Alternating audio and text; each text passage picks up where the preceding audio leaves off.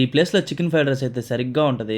Hi friends, welcome to Kiran vlogs. Matter ఏంటంటే ఈరోజు night మా ఇంట్లో ఫుడ్ అయితే ఏం చేయలేదన్నమాట. అందుకని బయటకు వచ్చి చికెన్ ఫ్రైడ్ రైస్ తీసుకున్నాం అని చెప్పి ఈ ప్లేస్కి అయితే వచ్చేసాను అనమాట.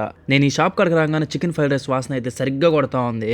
ఇంకా నేనైతే ఆలస్యం చేయకుండా చికెన్ ఫ్రైడ్ రైస్ అయితే ఆర్డర్ అయితే ఇచ్చేసాను. ఇంకా అన్న అయితే చికెన్ ఫ్రైడ్ రైస్ వేయడం అయితే స్టార్ట్ చేసాడు. ముందుగా అయితే చికెన్ పీసెస్ వేసుకొని బాగా ఫ్రై చేసాడు. తర్వాత వెజ్జీస్ అన్ని వేసుకొని ఎగ్ అయితే వేసాడు. ఇంకా వాటిని అయితే కాసేపు బాగా ఫ్రై చేసి మిక్స్ అయితే చేసాడు.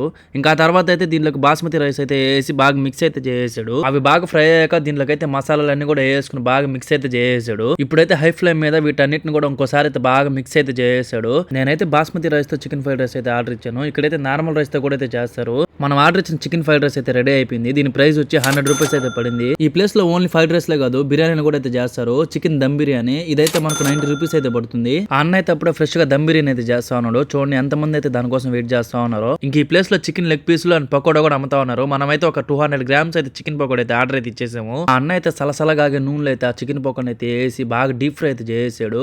చికెన్ పకోడా ప్రైస్ వచ్చేసరికి 100 గ్రామ్స్ అయితే 40 రూపీస్ అయితే పడింది. ఇంక ఈ ప్లేస్ వచ్చేసరికి మన నెల్లూరు నుంచి నరుకురికి వెళ్లే దారిలో కరెక్ట్ గా గొడవలపాడు దగ్గర అయితే ఉంటుంది.